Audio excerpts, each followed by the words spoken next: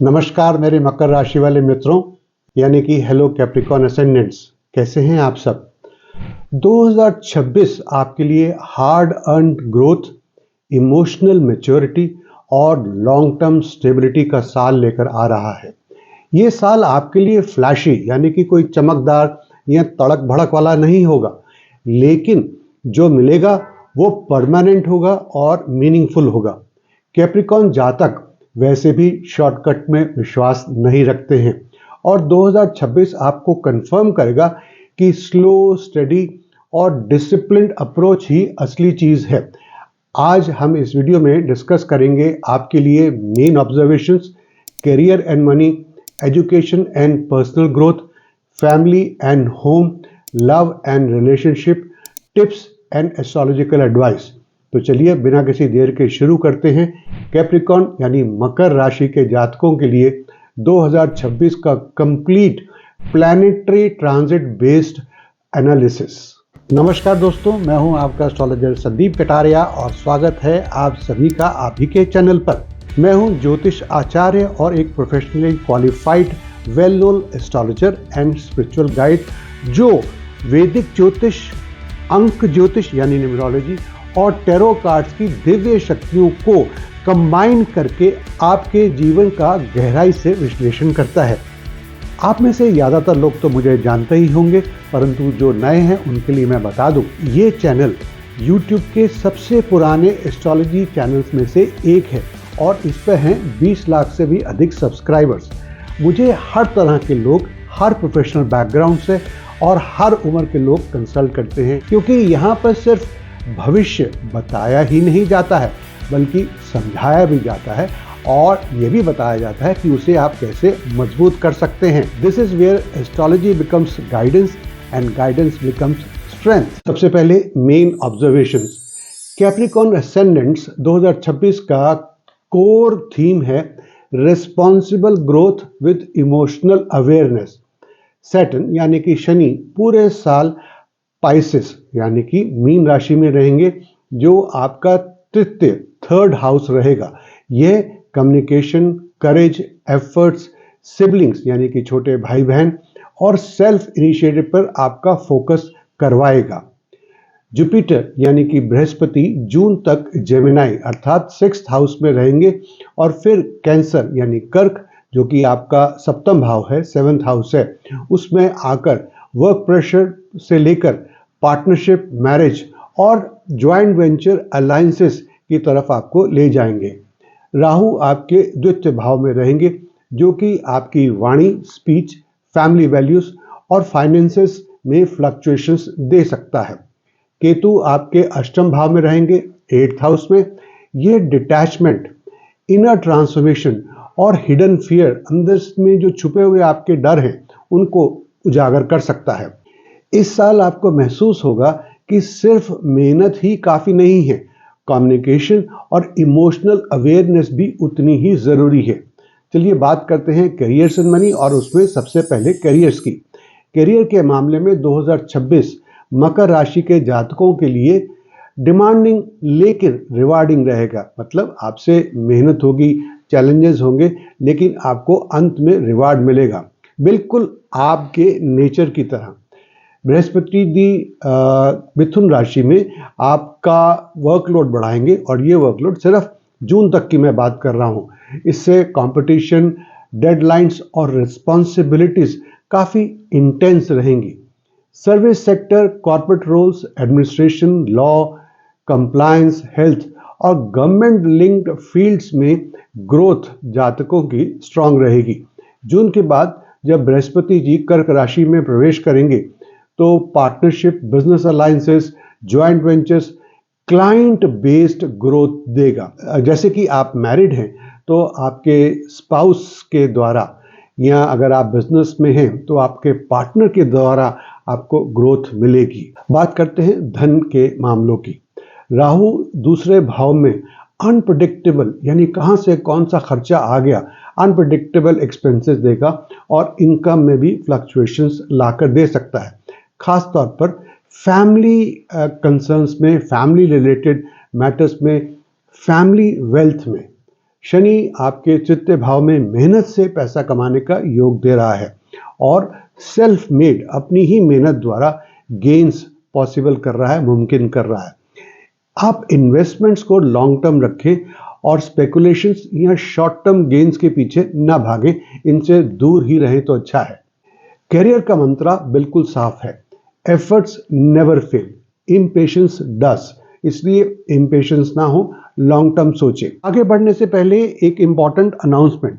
जो फोरकास्ट आप इस वीडियो में सुन रहे हैं वह आपके ज़ोडिएक साइन पर आधारित एक जनरल प्रेडिक्शन है जो प्लैनेटरी ट्रांजिट्स के द्वारा दी जाती है। लेकिन अगर आप चाहते हैं कि आप अपने इंडिविजुअल हॉरोस्कोप के अनुसार एग्जैक्ट, पर्सनलाइज्ड और प्रैक्टिकल गाइडेंस, तो आप हमसे कंसल्टेशन प्राप्त कर सकते हैं।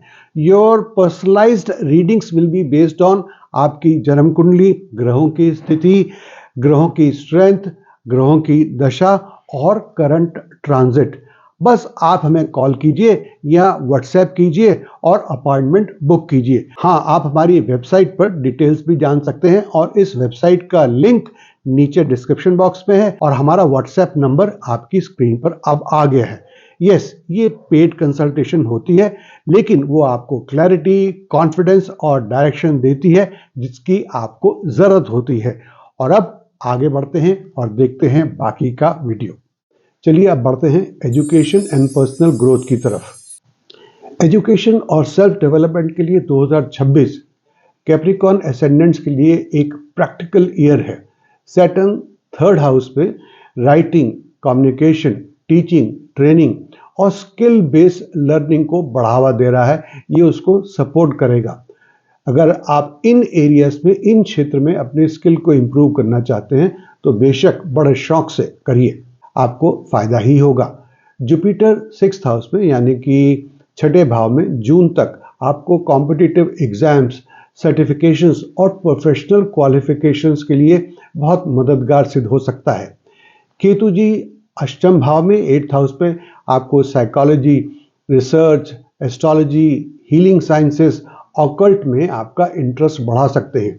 ये साल आपको मेंटली शार्प ही नहीं, इमोशनली आर्टिकुलेट यानी कि इमोशंस को एक्सप्रेस करने की आपको क्षमता देगा, जो कैप्रिकॉर्न राशि के जातकों के लिए एक बहुत बड़ा एवोल्यूशन है।